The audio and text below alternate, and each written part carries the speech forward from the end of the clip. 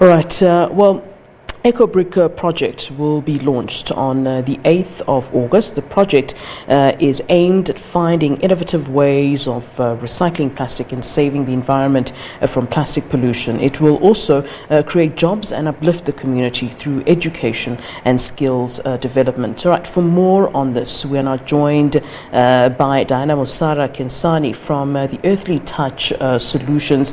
Khensani, thank you so very much for joining us here on SABC News. Thank you very much for the opportunity to come on the program. You're very much welcome. Talk to us about this project and really the thought behind it and how it came about. Initially, we are based in Diepsloot, so we're running our after-class school out of one classroom. So we were looking for a building, another building to be able to house our children because we've got 40 of them. So in trying to look at a cost-effective building that we can look at, we started exploring different kinds of material that we can use. And that's when the idea of EcoBrick was born. I then approached one of the my students that I do coach on entrepreneurship to look at how we can build using EcoBricks. Again, the idea behind it was when we looked at our surrounding environment, it was all littered. There was plastic litter everywhere just outside the class.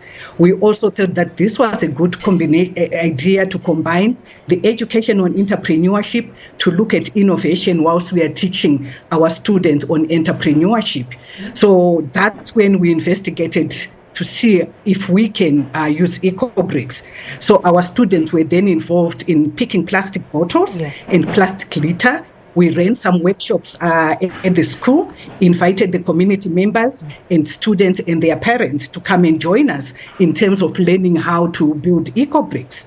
After we had done that workshop, then we also went out to the community to talk to them about donating some EcoBricks. Apparently, there were a number of schools in Diepsloot and surrounding areas who were also involved in building EcoBricks. So most of them donated, and to mention the few, ADVA and also CADO staff projects of Investec came on board to help us with the donations of EcoBrick. Then we had a team of Earthly Touch students that came on board who decided that they were going to build this classroom for free. So the classroom is 77 square meters.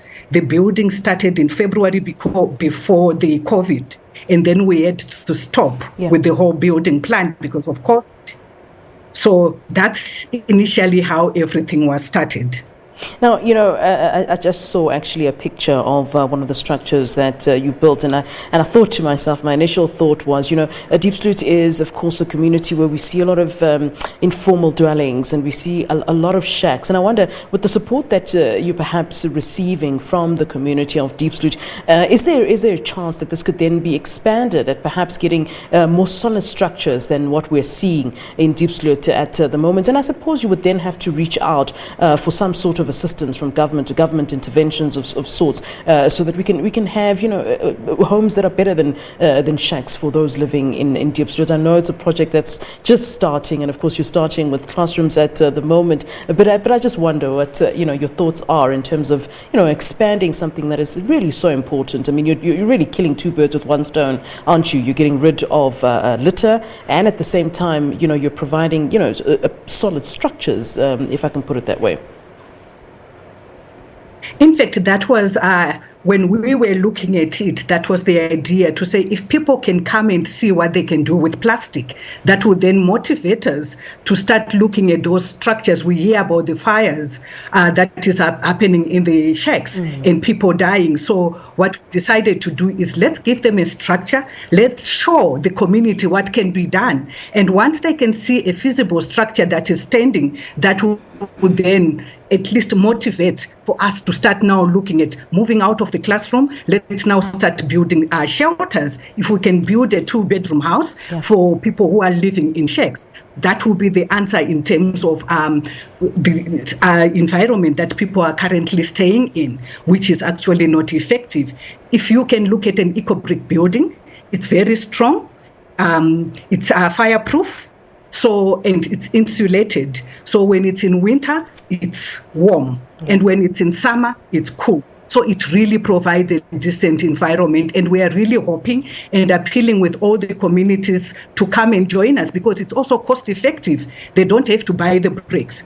All they need to do is to help pick up litter, pick up plastic bottles, and together we can build the brick, and then we can then get Earthly Touch to come and assist with the actual construction, but at the same time teaching the youth in the community in terms of how to build using EcoBricks. Now, I don't want to put the Minister of Human Settlements on the spot here, but I do see her tweeting quite often about having, structures and perhaps building formal sort of structures for people on social media. Any ideas or plans to perhaps reach out to the Department of Human Settlements? Because this is a project that will certainly need more resources, more help, and certainly should be something that I would assume that the ministry would indeed be interested in taking a look at. I mean, is that something that could possibly help you in your quest? We are definitely looking at that, because without the support coming from Human Settlement, and also without the support coming from the Department of Education, we will be able to do it, but it's going to take longer. Yeah. So that support is going to be needed for us to be able to do that. If you can see the difference that we have made at Khensani, especially during this COVID time when we need to social distance in class. We were having 40 children in one class, but now with this EcoBrick class, we can now social distance and have 15 children in one class, but we now have got 2 more classes that we can use for that. And we've gone online as well, because also there's no electricity. We've put solar panels, so there's now power that is also provided. The same can be done in housing, because when you look at it, it's not that expensive, and it's involved the community. And we are really, really appealing to the Minister of Human Settlement to really look at this option of building, because plastic is free. All right. Thank you so very much for giving us your time, and really thank you for the work that you're doing for the communities in Diepsloot. I do certainly hope that you will get all the help that you deserve for the job the work that you're doing at this time. Thank you very much, Diana Musara Khensani from Earthly Touch. Thank you, ma'am.